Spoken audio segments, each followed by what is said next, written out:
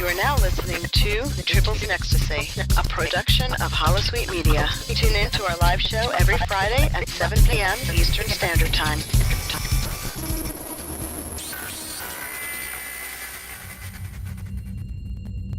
This is Admiral James T. Kirk of the Federation Starship Enterprise. Your presence here is an act of war.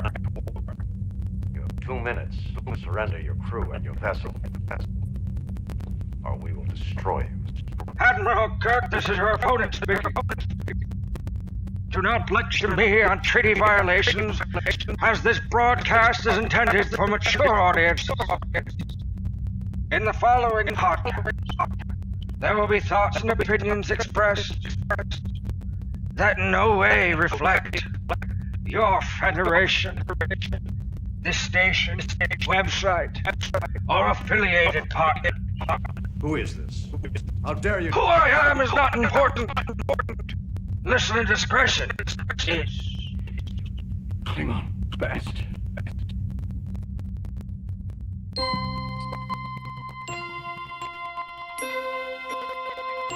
Space, the final frontier.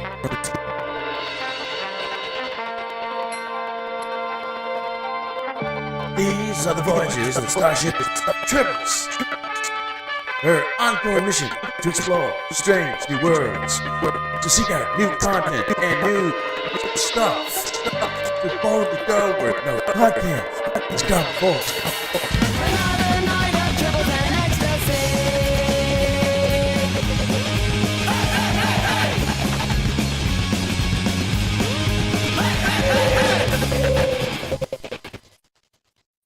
Hello and welcome to episode 130 of Tribbles and Ecstasy. I'm Midnight Shadow, and with me today we have Louis. We have Stephen. Hello. We have Tricky. Hello, everyone. And we have Batman. All right. What's up, everybody? How's everyone doing? Every day that I wake up is a good day. Now, Patrick Online, we've had some more updates regarding Delta Rising, but not a huge amount. So, for anyone who was actually tuned in to the Starship Surveys updates and talked about last week, seen most of what's come out there. Now, they did a post called Voyager's Journey, and they've also done an intelligence briefing as well. Now, the intelligence briefing is another role-playing block, which at the moment only one level has been unlocked, which is the ensign level. But of course there are 7 in total, so 1 for each different rank. So I'm assuming we're going to be sort of getting those sort of at least once a week. Run up to the release. And one of the things it's mentioned is regarding meeting other species, as we talked about last week. So we've got Kazan. Now, this time it did actually give some more information into this. So, anyone who's watched Voyager, Mission has is the clan that's been rising in power, and Marge Colour has been overthrown. I did like a little bit in there that sort of stuff intelligent reviews that, yeah, occasionally any species are defined to assimilate. So, yeah, very much. I agree with that sentiment. But from what it's sort of indicated, I think that the only sort of threats they pose are when there's a lot of them. So, yeah, I guess we'll hopefully find out a bit more information as sort of. I think the only thing that I liked about the case was that massive mothership that sort of came out. I think it was the caretaker episode or second one or whatever, and it was just mammoth. And like I think Chicote flew the rebel ship through it to destroy it. So I think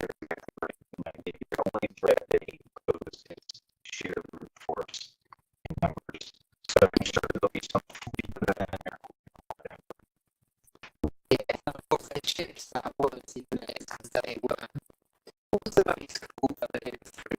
Remember?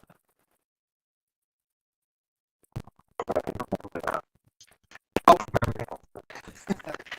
well, the case of they earned their freedom because they were almost a slave race to this other race, and they joined together, defeat them, took all their ships, their weapons, and everything else.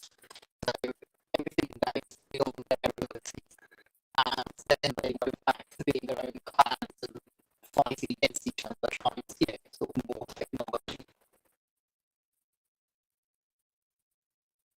Okay, so the memory says the trade. Right, that's it. Yeah. Thank you, Memory Alpha. It's always very useful. But yeah, so they're the ships that are sort of fairly powerful, especially when you're sort of just finished and sort of on your own. So depends on how we end up sort of meeting them, I suppose, with them. I want to say something. You say that they're very powerful ships, but Voyager themselves was able to destroy one of the carriers with 3,000 torpedoes. Doesn't seem that they're very powerful if you do that, you know? Well, if I remember the episode correctly, they're almost a match to Voyager. So if you've got multiple bits of that class, or attacking you, you're then overpowered. Yeah, but they're a Predator class warship. So you got 3 warships against 1 Federation ship. So I'm thinking of Voyager. Well, that's their own fault, but and other ones. right. And so I'm thinking if you get 1 Federation ship against 3 warships and a Federation ship beats them, to me they're not very powerful. Yeah, but it's power in number, and who knows, it might have slipped in something that one of their earlier episodes said that they were a sort of match just to create drama. I mean, they were very powerful, but it seems like when there was more than 3, then Voyager started to panic a little bit, from my memory. Oh, yeah, I think it's a pretty big thing. If 3 people or something don't die, that'd be a little much. You know? Yeah, I'll say just remember to look at Voyager compared to the time of this text like 24 from when Voyager's first made first contact with these guys. It's quite a long time, you know, you look at it at least in 40 years, so they've got plenty of time to develop their and technology and stuff like that, so they could easily be a little bit more competitive than it's underneath them. So I'm not quite sure on that one, because they took technology from others who they had to then go to Seska to try and integrate because they didn't have the ability to do it themselves. I'm not sure how much they would have sort of grown in sort of 30, 40 years compared to sort of like the Federation. You know, that reminds me of what's that race that captured Dory? They're like, you make us go. Packlets, yeah, they're no different than Packlets. Yeah, I mean, it's sort of an extension of that concept. I give them credit; they were a little more savvy than the Packlets. But you're right; they're scavengers. They're scavengers, and it's clear that why we're getting them at the ensign level briefing, because they're the most sort of boring, you know, first level of race. They're not sort of the more interesting races that we see in the series. Didn't they build a replicator or try to and get poisoned from the first attempt? Oh yeah, they had some mistakes like that. Yeah, well, that's tech they got from what was her name? Seska, yeah. I was Well, wondering if she's going to appear again in this storyline somehow. I don't know, but man, I think they're about the worst died. villains. They're Yeah, one I of the know. worst villains in Star Trek. But you know, she died, but I'm sure, you know, they have a dreadnought missile with her personality again, or some booby trap. I imagine something will happen with some Seska reference, because she was one of, even though I thought she had some interesting points, but she's one character that is important for Voyager. Well, with her being around, they could easily do their own sort of like probably start developing their own research and development side of things. So you never know.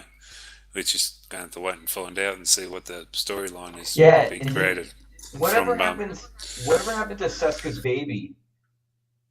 Didn't Maj, the guy, take it away? So I bet we're going to see that spawn. Well, maybe, but then that's half. They didn't actually say who overthrew Maj Colour, did they? No, maybe They it was just his daughter. maybe, or maybe it was the little kid that Chakotay found on that planet that time. Oh yeah, yeah. I think the K's are most interesting because of their hairdo, which makes sense because that's where Voyager won most of its Emmys. So yeah, as well as the Kazon, as we discussed last week, we're going to get the Talaxians and the Akompa. Now, the Post did mention that about the Homestead episode, so it might be that we actually go to see that colony there. And they also mentioned, because of course the intelligence briefing is, the role-playing part is actually based on a Romulan intelligence report. And they mentioned about the Ocompan and sort of how they could be probably friends with the Romulans due to the fact of their circumstances, sort of their world was destroyed, because of course that's why the caretaker stayed behind. So yeah, I think we'll probably be going out looking for Acompans out there. The other one that they mentioned are the Kabali. Now, in one of the images that I saw from STLV, it actually looked like there was a Kabali in the image, in the artwork, sort of at a computer console, which is the one where they said about going to sort of alien cities. So I think that's the Kabali homeworld that was in that image. Now, of course, that's quite an interesting species because of just the way that they did things. So I thought that was a sort of interesting take. So it'll be quite interesting to see what they do with that. Well, it looks like we're going to get, or they're going to reveal a lot of other races, I hope, in this briefing, because as we were chatting before the show, there are so many cool ones. I think Voyager did really well that are much more interesting than the three they have here. And I think they're definitely going to use some of the cooler ones, like the Vidians. Yeah. So we'll see. We will see. Well, let's explore that statement. Go ahead, Black Magnet. Yeah, sure. That was my opening for you. Yeah, thank you, because that's what I'm here for. But if you, in a perfect world, and no pun intended, with these new species that are going to be integrated into the game, what do you hope these new missions would involve using these people, or what interaction would we have with these people rather than going down to their planet, killing some things, turning in a mission, and collecting whatever? Well, I think the Vidians, especially to me, added both sort of horror and gore to Voyager, and I think that they could do the same thing for the game. I mean, one, you can get some pretty cool weapons. They had those crazy like transporter sort of things that would pull out people's organs and stuff. So, yeah, but they won't be the Vidians we see now. If you remember in Think Tank, he mentioned that he had cured the phage. Yeah, so I would say they would more likely be a friend and would be a way of explaining some maybe advancements in medical technology and some new science abilities. I would like to believe the altruistic viewpoint of that statement, but I don't. I have a feeling that they are going to pick the Vidians for what they were, which was a possible vehicle for horror in the show. And I would imagine they would say the phage came back, or that was one, it only helped 5% of the population or something. I feel like the coolest thing about them is that horror component. So I could see a bunch of cool missions with that possibly, but who knows? Maybe you're right, Midnight. Maybe it's run its course. But there's others like the Krenim, which is from the Year of Hell, that once again was resolved in the Voyager episode from the famous reset button.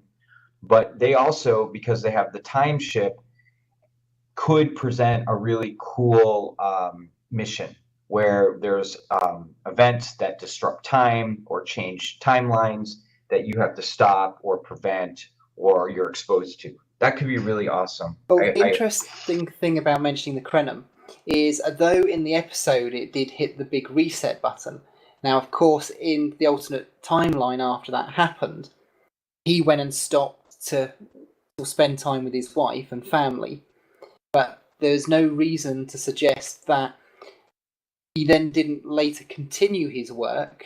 Right. So we could then get storylines that are very similar to the Year of Hell and about how time is changing in certain areas. So we could get something very similar to that episode appearing within the game. I think what would be great is with the new Delta Rising that's coming out, whatever missions we choose and what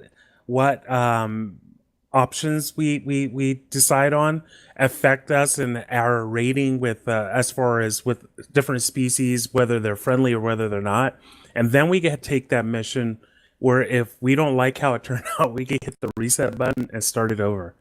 To me, that would be great, because I always did like missions where you make a decision that affects you down the road and your standings with different species. To me, that would be awesome if they implemented that in game. And then we're at a point where, holy cow, I really need to get good with this species, but they're not letting me. Maybe I could do a reset button and go back and do a few things. Yeah, I mean, it's one of the classic Voyager storylines, and I think we're going to see some of that. And there's other ones too, like you guys remember the Demon Planet with the sort of the molten metal that became the liquid people. Yeah. So there's a lot. Yeah. Well, in this post, the other species, they named two others. One is the Hirogen, which we already have in game, but we might get a bit more history into why they came more into the Alpha Quadrant, and maybe there could be another faction, because they still left with all the sort of hollow emitters and equipment, so there might be a sort of a colony of Hirogen that are out there. So we could end up with Hirogen as friend and foe. So yeah, it'll be interesting to see how they extend that species. The other one is the Benthans.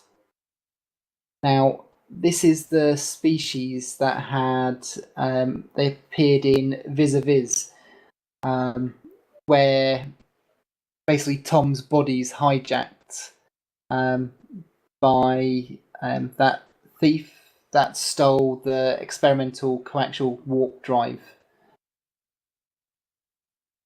You guys remember that episode? No. I do not. Basically, they come across a ship that sort of jumps in and engines overload. And it's got this new experimental warp drive in it. So Tom goes to help to fix it. And then all of a sudden he starts acting sort of weird because this guy's got a device that allows him to trade his consciousness with another person. So he ends up being in somebody else's body.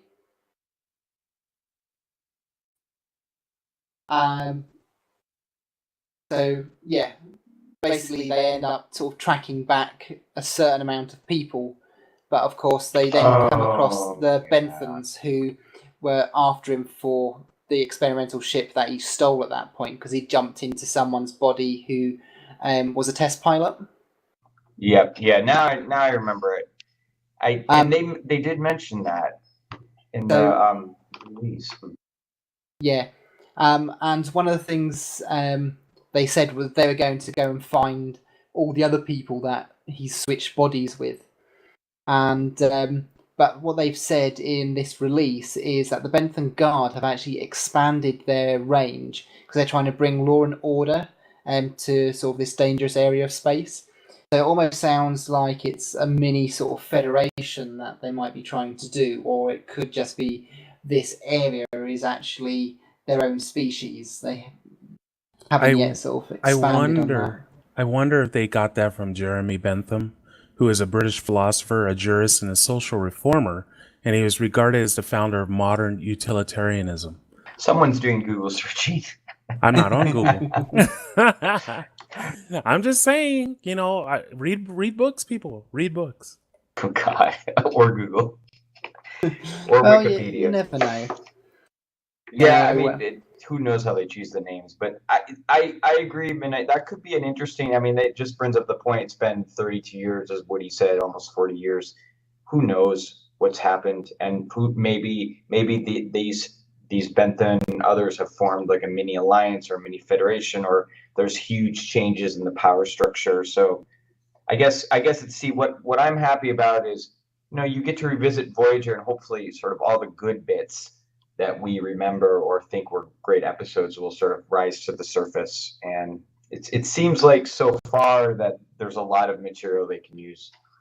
Oh yeah, well it's I think one of the reasons why they chose the Delta Quadrant and Voyager to concentrate on, because so many we got introduced to so many species which we just got a glimpse of, that they can literally make up the backstory that we never saw.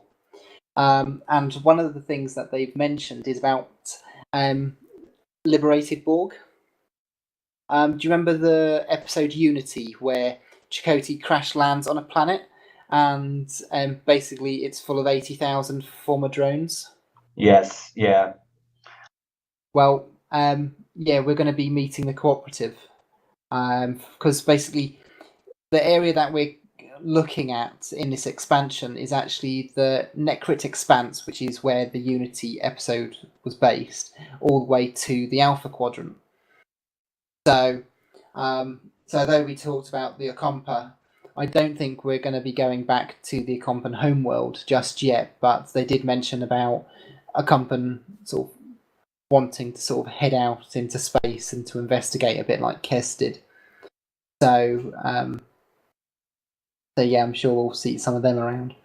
But yeah, it'll be interesting to see what these liberated Borg are doing. And of course, it's whether or not that collective, because they formed their own new collective, didn't they? Yes. Because that was basically what the whole episode was about. So do you think they'll be allies or enemies? We don't know. Well, I think Well, what do you think? I think they'll be allies. I think that's a possibility. I mean, it would set them up as different from the Borg.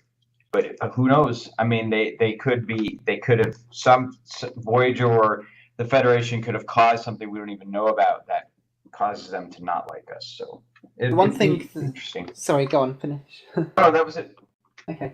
The one thing that did sort of get the cogs going was thinking about whether the cooperative actually made contact with the breakaways from Unimatrix Zero. Yes. Oh, Unimatrix Zero. I thought you were going to talk about Hugh and the times there, or the Next Generation episode with. Well, the thing is, they're in the Beta Quadrant, so they're a bit further, and they didn't really have any mode of transport. But of course, when it came to Unimatrix Zero, or was it Unimatrix 01? No, it is 0, isn't it? They took over and took control of cubes and spheres, so they have access to the transwarp. The ones that would meet in the jungle program holodeck kind of. Yeah, now I remember. Yes. So I'm wondering, because of course in Unity there is a Borg cube that is in orbit but is not really usable. And now, though they used it to create the new collective, I'm wondering if they maybe take the story further, saying that they used that cube to monitor what was happening with the Borg, but then made contact with all these other drones from Unimatrix Zero and sort of trying to work to sort of attacking the Borg and things like that. So yeah. I hope you're listening, Cryptic, because Midnight is writing your copy right here. Yeah, it would be interesting to actually, but for me personally, it'd be interested to see what sort of like a liberated Borg colony would be like. I know with that final episode of Voyager that the future Janeway put a virus through the whole system and just totally pretty much wiped them out. So that would have had made life a lot more easier for them to live a free life. So be interested to see how and also how the other species around in that region would treat them as well. Well, that depends. What Janeway did probably never got to them because they were disconnected from the collective.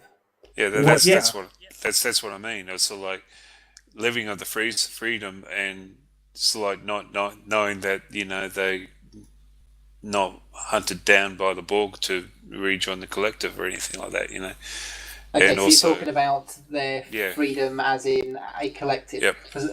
That's the difference between the Unity people and the ones from Unimatrix Zero. Is the guys from Unimatrix Zero became individuals, whereas the Borg drones from Unity became their own small collective.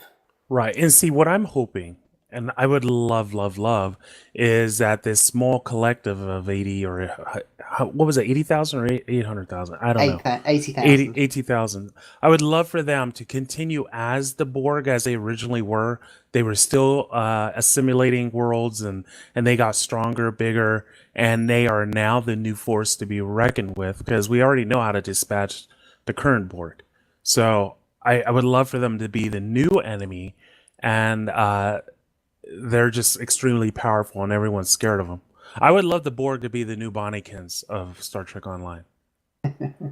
Well, talking about the Borg, they also said that we're going to get to visit the Northwest Passage, which is from the episode Scorpion, where we actually meet species 8472, or as they're known in game is the Undine.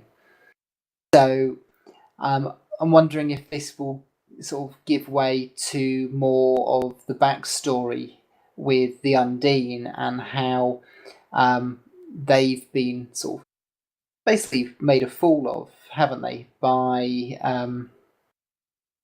Brain Freeze. Last couple of episodes it was released. Who's the ones behind it? Pulling all the strings. I know what you're trying to think of. The ancient race. Don't tell him. We want you to figure it out. Yeah, those people. Didn't they also take the Romulan Empress with the funny ship? Well, they took the Nacho ship. Those people. Well, that was the Borg that took her, wasn't it? No, with the smoking ship. Yeah, it was. Yeah, Denature was taken by the Borg. Yeah. Okay. Unless it changed it. Well, I'm not really excited about Species 8472. They've been in the game for a long time. Yeah, we've done enough for them. We've done enough. And Cryptic, no more battle zones, please. Well, no more. What they've said is there's lots of story in this one. So what I'm looking to see is more story to explain how things are what they are. And I think sort of going to the Northwest Passage, sort of, we'd go with that. I hope they took a page out of BioWare's book and made the missions more story-based, where you get a little more involved and enveloped into it, rather than just like, go here, pew pew, go there, pew pew. But yeah, we'll have to see sort of exactly what story sort of comes from it. But yeah, the other thing that sort of I'd noticed with this posting were 2 points. One, that the Voth have actually pulled back to their own space because they've been sort of punished badly in the Solanae Dyson sphere by the Federation, Romulan and Klingon forces, as well as the Undine attack. So we'll be fighting the Voth at some point, I'd expect, in the Delta Quadrant. Because I don't think they'll like us much. But yeah, the big thing was that they've put in there a mysterious fleet causing Delta Quadrant species to be concerned because of sort of sneak attacks. So basically, they appear and disappear.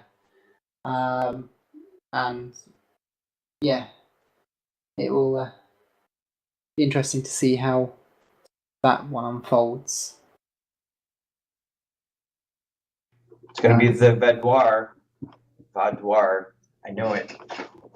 Better now. Yeah, they would be sort of nice to see again, and I think they'll probably be announced later on because they could go anywhere with them, and we know they're a warrior race, and yeah, they obviously wouldn't have liked being beaten. Yeah. So, but it's it's interesting to see where they're sort of going to go. So, yeah, they haven't released too much so far, but I'm sort of I'm definitely looking forward to what's coming out, because especially as for me, Voyager was my favourite series. It was Voyager that actually properly got me into Trek. I'm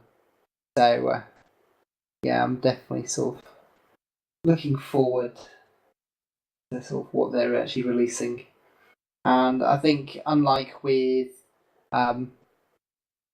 episodes of TNG and Deep Space Nine, where for the most part we were dealing with mainly sort of Alpha and Beta Quadrant species, the fact that we have the Delta Quadrant now means that they can take what are even canon species and basically go anywhere with them, because we didn't get to see much of any one species, and if we did get to see them multiple times, we still didn't get to see them a huge amount, really.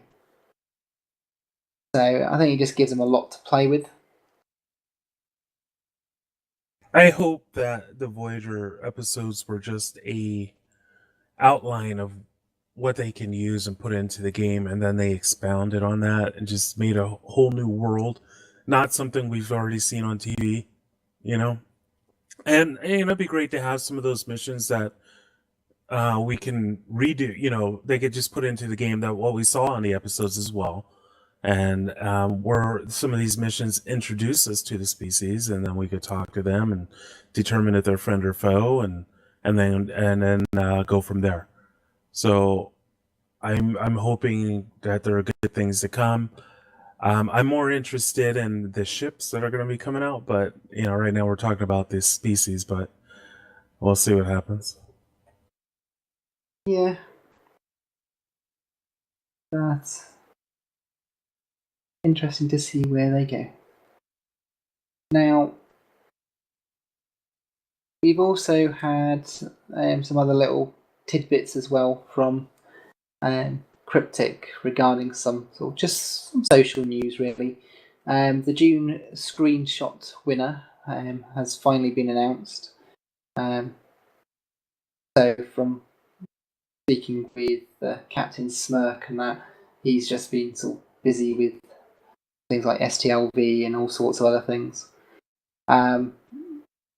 They finally picked out some of the new screenshots. I'm sure we'll be seeing those in the game. So the winning one, well, they're all of Riser, because it was a holiday one, wasn't it, this competition? Yeah, it was. It is, I must admit, I do like the winner, the first place ones. I wasn't too keen on the second and third place ones. I was just the opposite. I think the first place one has two obvious points that make it the winner. in my mind, I think the other ones are. I like the other ones better. I like the third one a lot. I think it's pretty cool. I just like the first one because it's just so sort of scenic, whereas the other two are just it's literally you just go anywhere in game and hit print screen. It looks like that's all they did. Whereas for me, the first place one actually looks like they put a lot of time and effort to creating that. But isn't that what everyone did? They just hit print screen and put it in and hope they won? Yeah, I'm just teasing. It's just I don't think it just came across that the other ones didn't put much effort into it personally. Maybe the one that you like spoke to you. It's just like a piece of art. To one person, it could be absolutely horrible. It could be the worst thing ever made. It's worse than the finger painting of a 5-year-old. Whereas somebody else, it could be the best thing because it speaks to them.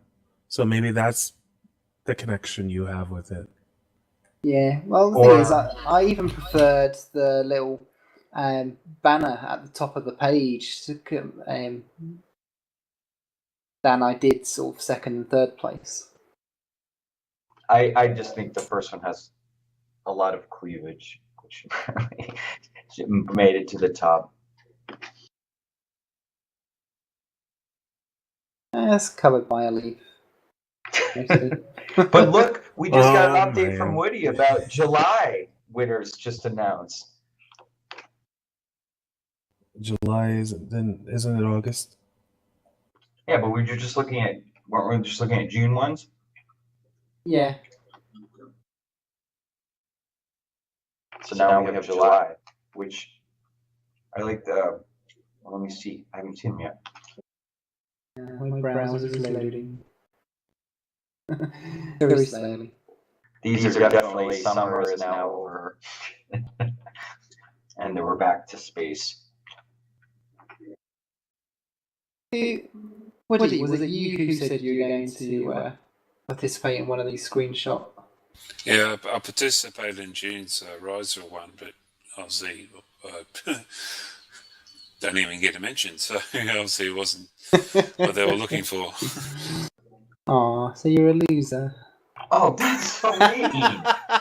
I liked that screenshot. Yeah, I love you too. It wasn't someone standing on the beach, Woody, at sunset or something. I liked yours. Yeah, I had a Klingon standing on the beach watching the two sunrises in a full mode. I was actually thinking I should have made it to like the Mokbara or something like that. Might have had a better chance, but anyway.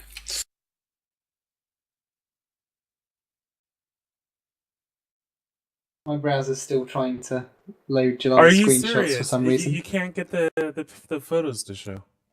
My browser's still loading the page. Oh my word! It's really slow over there. I guess so.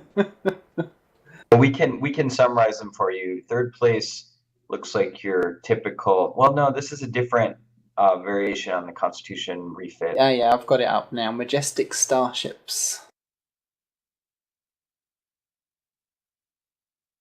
What is the second one? Boy, that looks like Nero's ship from JJ Verse. That's Nero's ship from JJ Verse and either in Nebula or something like that. That's that Romulan adapted destroyer. Oh, I get it. Yeah. Made from the same things as what the Nero ship that JJ Trek was made. Got it. Designed by. And the first one is just a nice Sovereign class shot with a shuttlecraft.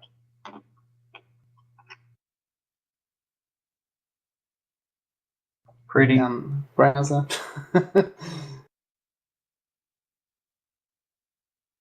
So, yeah. It crashed my browser for some reason trying to load it. I hit page down and it goes, no, crashed. Do you want to recover? And it's just like, no, I'll go to another browser. I'm thinking you need to get a new computer. Midnight only uses IE, so. No, I use Chrome, but I was giving you an out. Well, the thing is, because of the work that I do in web, I actually use all of them, and I've often got sort of Chrome, Firefox, IE, Opera, sort of open with lots of tabs, and sometimes I'll have one browser up with sort of personal stuff, one with work, and yeah. One too many. Oh yes. Yeah, just having a look at them now. Yeah, I do like that first place one. Yeah, it does look like you're sort of part of one of the TV or film series, and you're sort of heading up to the starship. I'd be interested to know where they took the image for second place, or whether they photoshopped that one. I don't think they photoshopped it. There's plenty of different planets you could go to where you have like fog effect or something like that, or in a nebula or something. One of the things I notice when it comes to these screenshot things is just how bad my graphics card is. Sort of like with Riser, you see the water and you're thinking, yep, that's not how it looks on mine.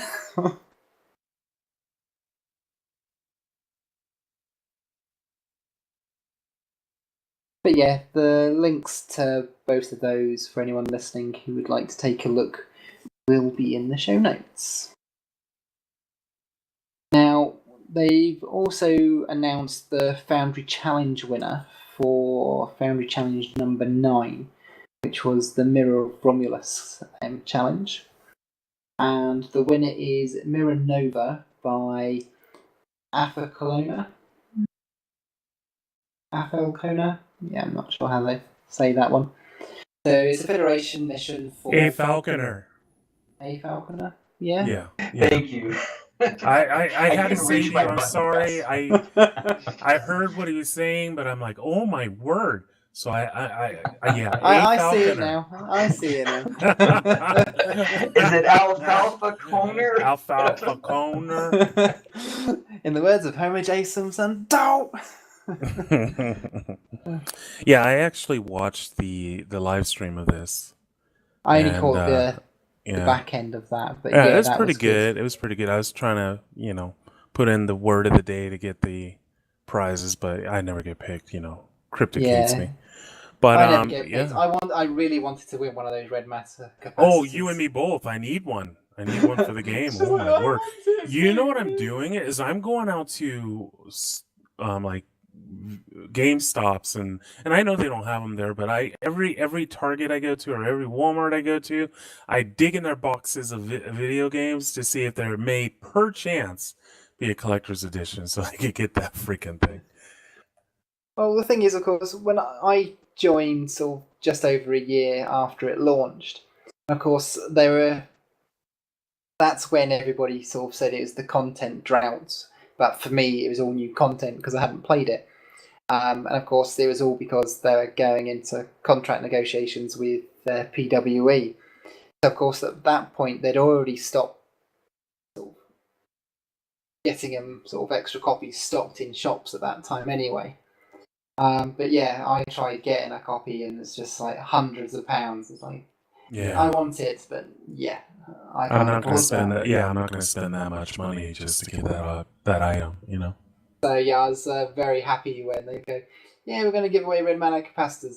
Yes, please. I know, right? I want. I asked them, but they didn't answer. I said, when is that going to be put in game where we could purchase it?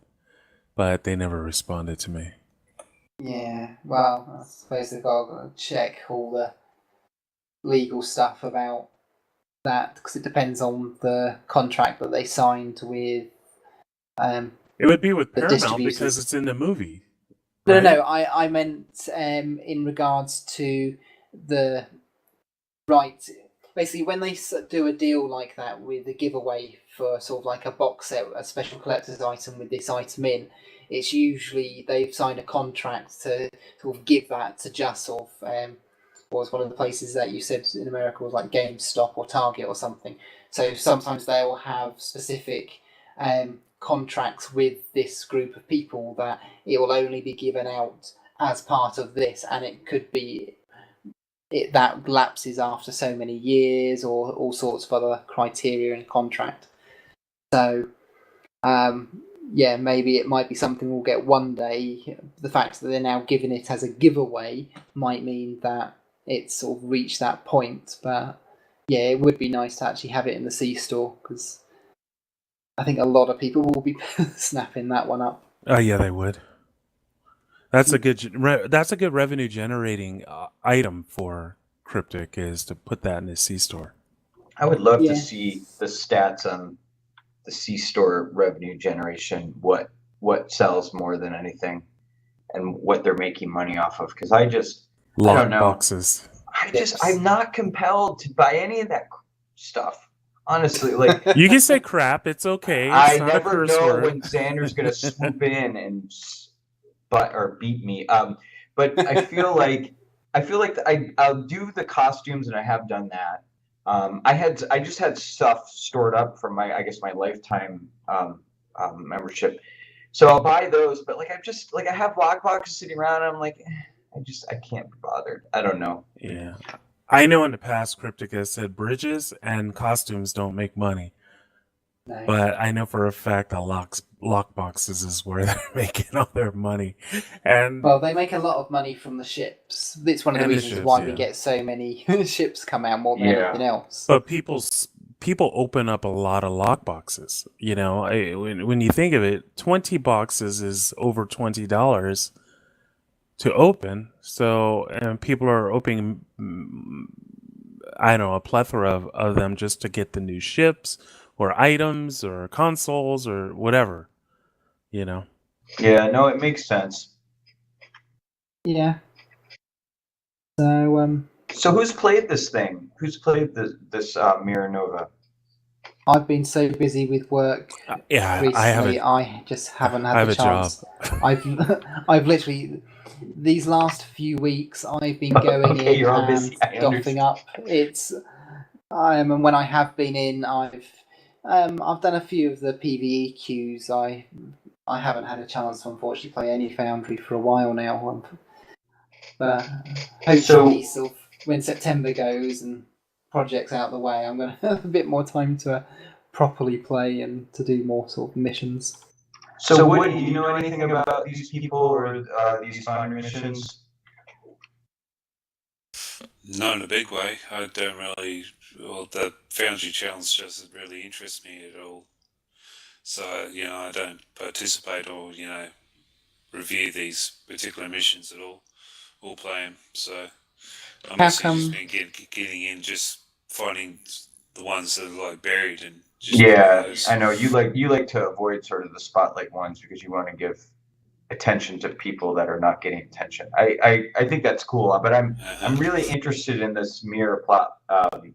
I'm a big fan of the mirror universe, and I actually did from hopefully one of our upcoming interviews. I did a lot of research, and I was watching all the mirror episodes of Deep Space Nine, and trying to sort of track some of the progression. So I'm really interested where this has taken it. So I might try to play this.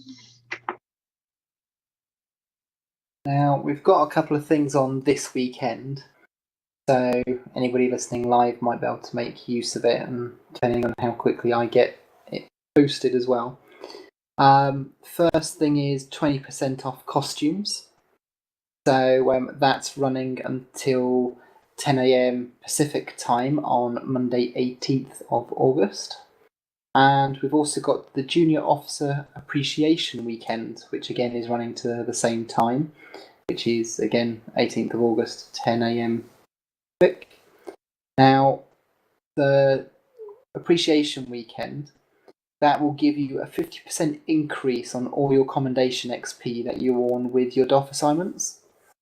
And of course, it'll only show up when you actually go to hit collect on the assignment. It won't actually show the increase beforehand.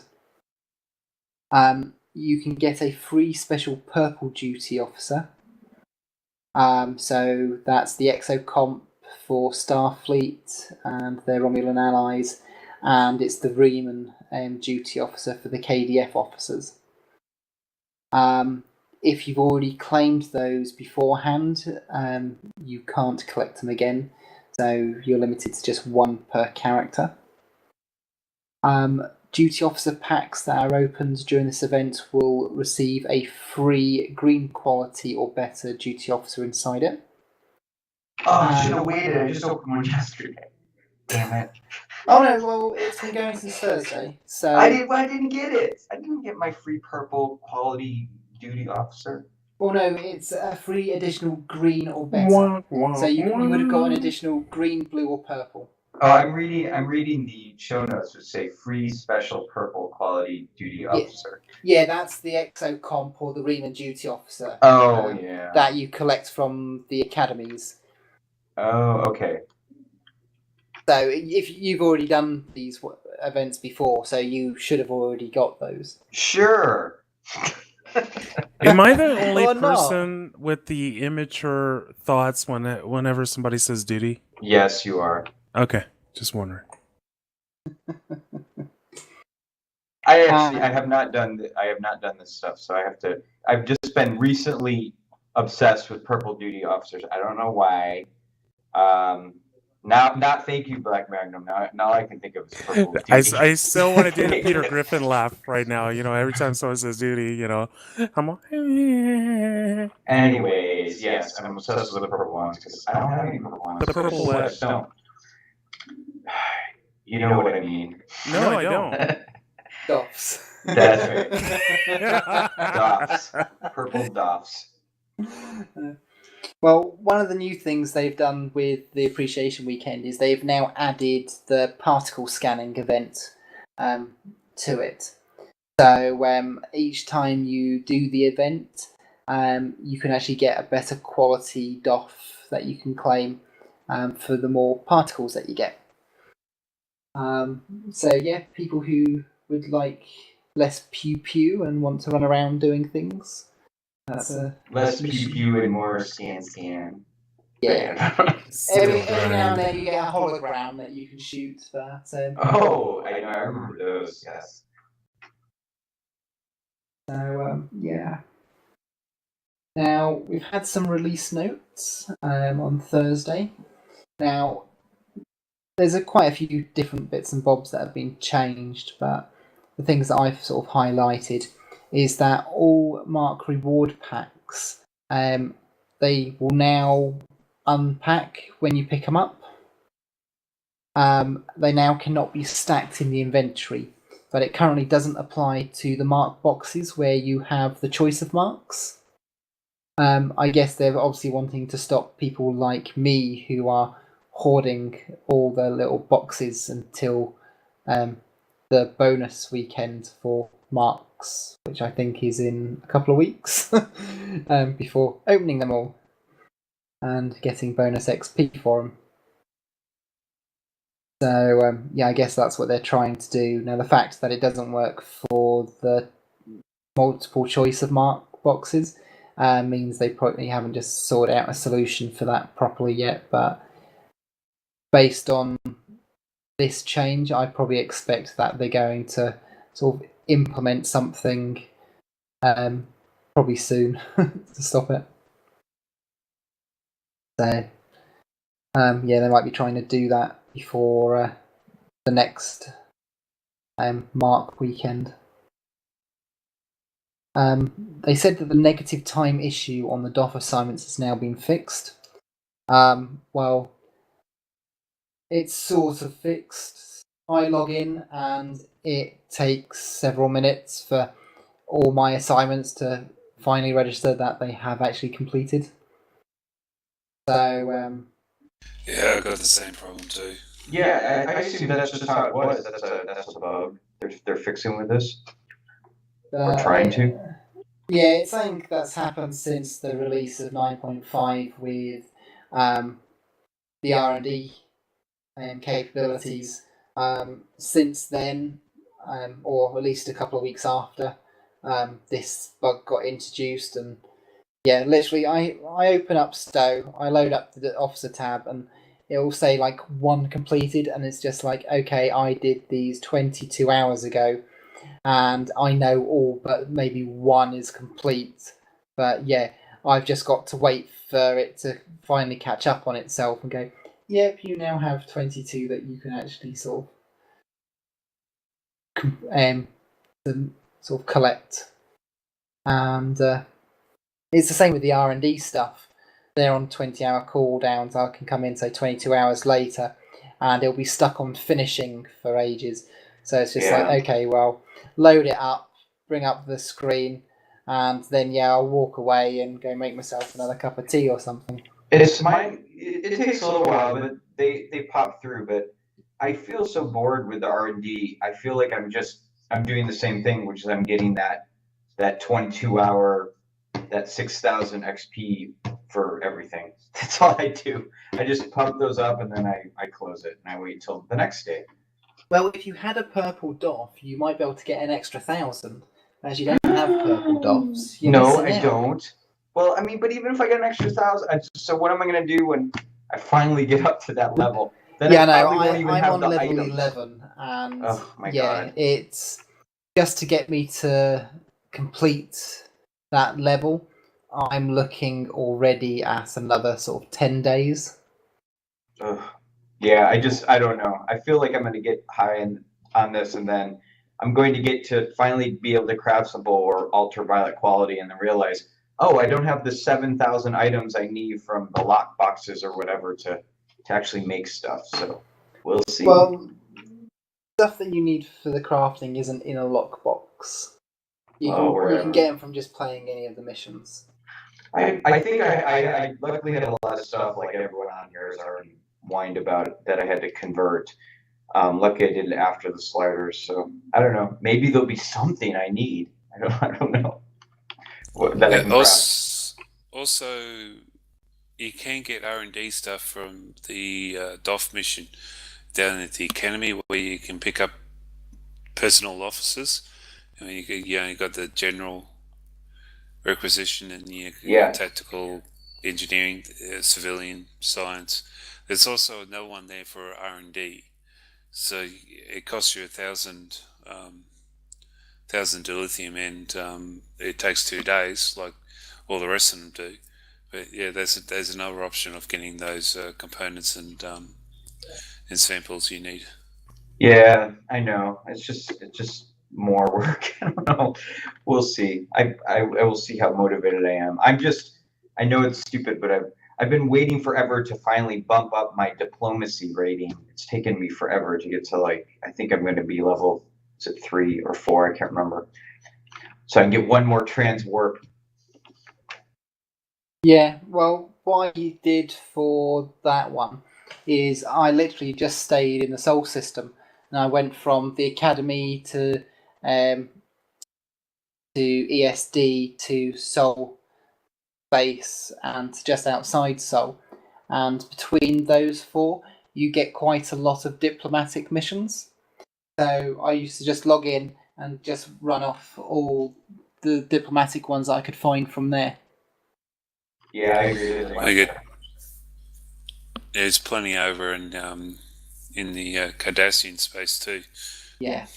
And the thing is, if you also visit your bridge as well and go to your duty officer console there, you can sometimes also pick up some extra missions there, and there's a diplomatic one. So you've basically got 5 areas just in one place. But they're slow. Even if you get a few hundred points, they're slow. Usually they take 20 hours, and then you've got to do it over and over and over. Yeah, but if you just concentrate on that one track so you can unlock the ability, it will then go quicker. Yeah. We'll see how motivated I am after I get to my level C. But yeah, no, I agree. I finally gotten. I feel like I'm just so behind it. I finally got into the assignment chains and started doing the vacation stuff and trying to get one of these purple guys. We'll see. Yeah. So that about wraps it up for Star Trek Online news. Now, Star Trek news. Destination Star Trek 3 in October. They've announced that they're adding something to the gold and silver packages. what they're adding to it is a screening of The Wrath of Khan, followed by Q&A session of the film's director, Nicholas Meyer, which will be on Friday morning in the Enterprise stage. Ooh, that's actually a very awesome addition. Yeah. So, it's also doing something because most of the event stuff that's happening on the Friday doesn't tend to happen until sort of like 2:00 in the afternoon. So yeah, I'm not sure if they're going to add some other things to do on the Friday morning as well. But yeah, that definitely looks an interesting thing because it's also an upgrade, so it's no more for your tickets. So, but it's definitely making those tickets a lot more appealing. If you guys had one question for Nicholas Meyer about Star Trek 2, what would you ask? What did he think of JJ's rip? Oh God! Yes, It's a legitimate question. I know, but it's going to be a very popular question. I agree. That's a good, legitimate, good question. But I meant about potentially Star Trek 2. He also, let's see, he wrote and directed Star Trek 6, and I believe he wrote part of Star Trek 4, or he was part of the writing team for 4. I think it might have been 3, but I think it's 4. What would you guys ask him apart from JJ? I would ask him if there's anything that he would want to change in Star Trek 2. In that absolutely perfect movie? Yeah. I wouldn't change a thing in Star Trek 2. That was the best movie ever made. Yeah, out of the Star Trek that's series. why I would ask him, is there anything that he feels he actually wants and should have changed before the release? Because it'd be interesting to see if he had some other ideas that he couldn't do or he wanted to do. So yeah, it'd be interesting to find that out. The only logical choice I feel is in Star Trek 2 is when Khan's first officer said, "Why do we have to go after him? We have a starship. We could go anywhere we want." And it would have changed the whole movie if Khan had said, "You got a good point. Let's take off." Sure. You know. Woody and Skipper, what would you guys have? Oh, sure, it's kind of messed up the way you do it with the JJ stuff. Yeah,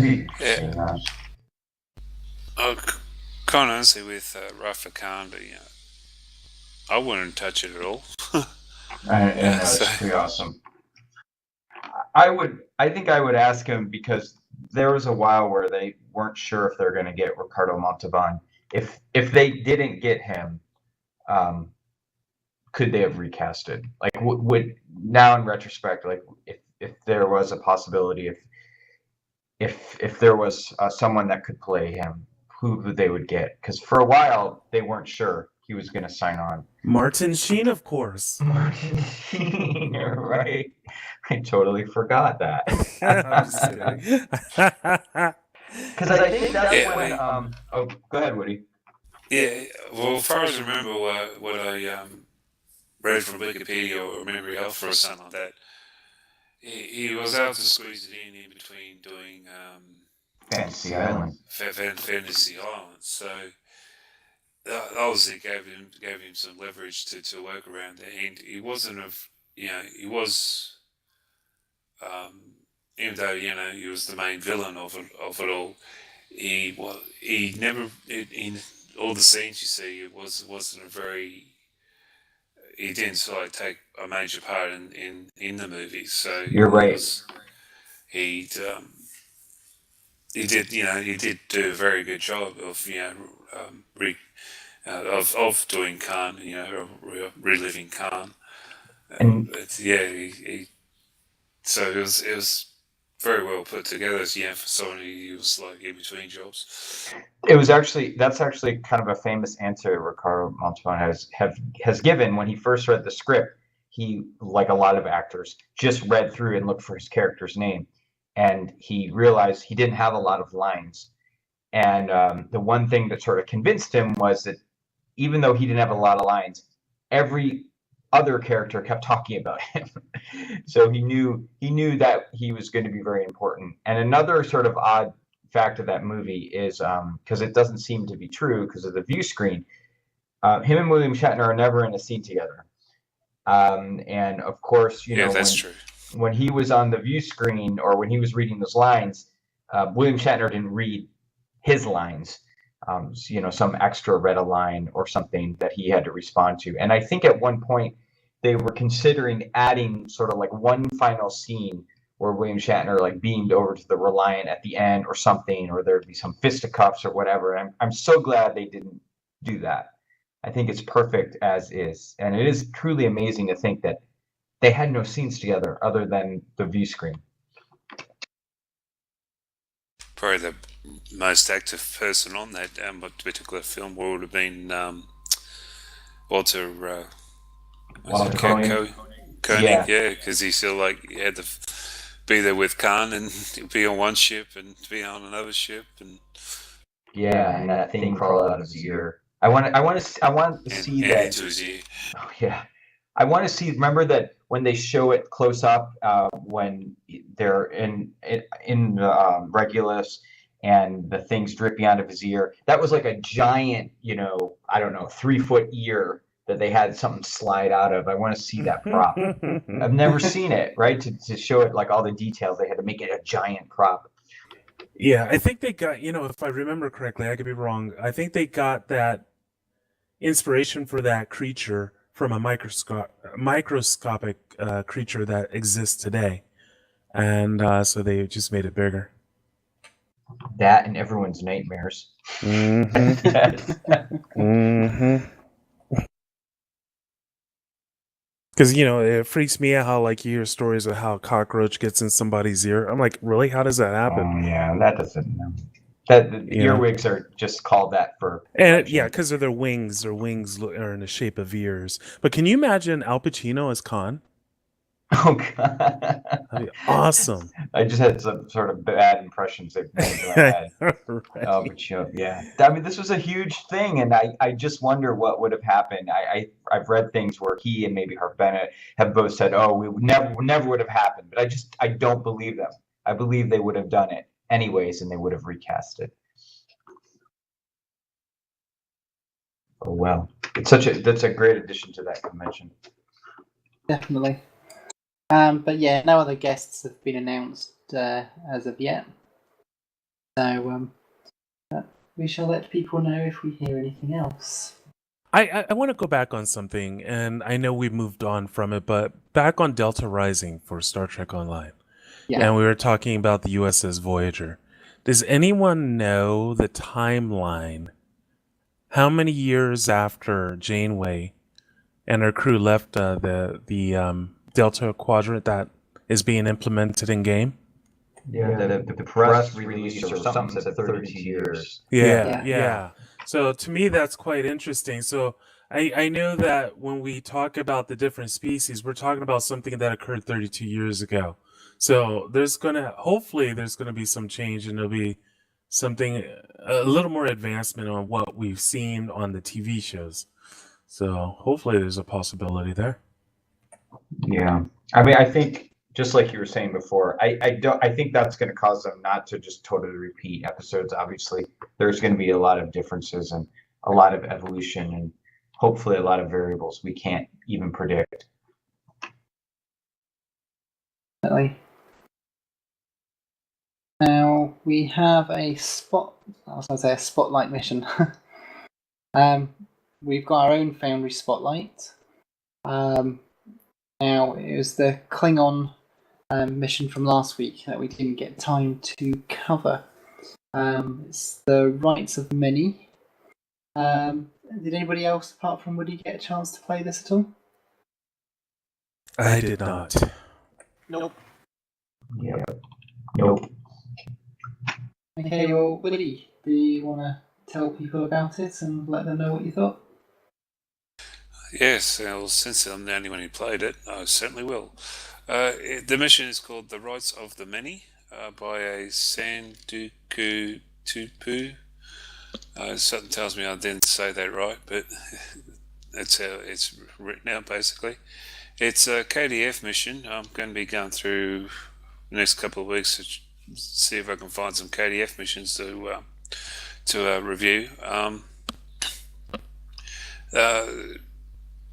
Discovering a pre-warp alien species, you set out to make contact and form a alliance with them, but have the Federation also doing the same thing. You probably notice when you go in there, you do some little bit of light fighting with some Federation ships, and they have the sort of insurrection style of exploring, where they have this hidden cloaked base down on the planet surface, observing. Excuse me, I got a cough. Yeah, observing the species there, and these particular species, they do have sort of like a warrior type mentality. So it's sort of like the idea of a good match with becoming an alliance with the Klingon Empire. So you have to go through the process of pleading your case of the reasons why they should join the Klingon Empire. So there is a bit of a puzzle dialogue there to try and reason with them, and there's just so you know. The story altogether is a very well written story, and also the maps on this on the ground, even though it's set out to be like a colony / town city type of look about it, with a city hall where you do the majority of your pleading in a way. It's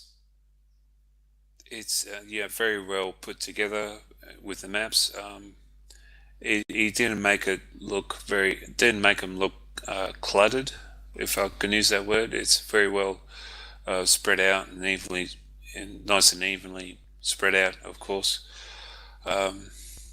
it's not overdone with battle scenes or anything like that. Of course, when they choose to, of course, at the end of the day, they do choose you, and you have to go off and capture some Federations and to cut them off as prisoners, of course. And yes, like I mentioned, the story is very well written and thought out. And I'd certainly left a comment in the review of, hope you can give an opportunity to spotlight this mission. So the mission is called The Rights of the Many by Sanduku Tupu. SANDUKUTUPLPU. So it's a pretty good handle he's got there. So yeah, definitely give it a try if you've got a Klingon character.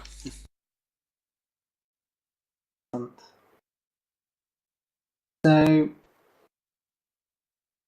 what exactly would you say is the best part and the worst part about the mission?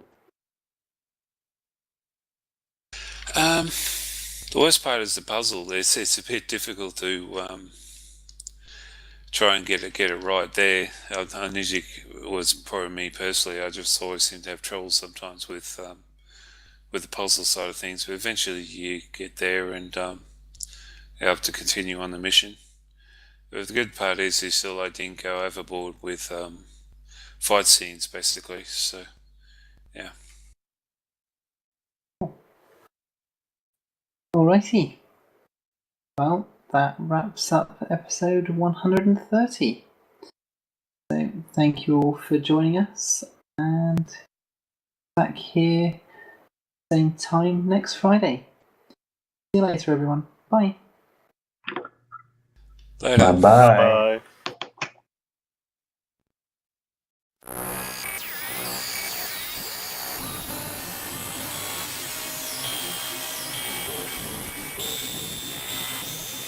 Thanks for tuning in to tonight's broadcast of Tribbles Ecstasy, a production of Holosuite Media. Tune in to our live show every Friday at 8 p.m. Eastern Standard Time. Be sure to check Holosuite Media, iTunes, and Stitcher Satellite Radio for our remastered shows and more. You can follow us on Twitter at Tribbles and Ecstasy, or if you have any questions or comments, please send an email to tribblesandEcstasy@gmail.com. Join us next week for another episode of Tribbles and Ecstasy, the only place where Tribbles and Klingons are friends.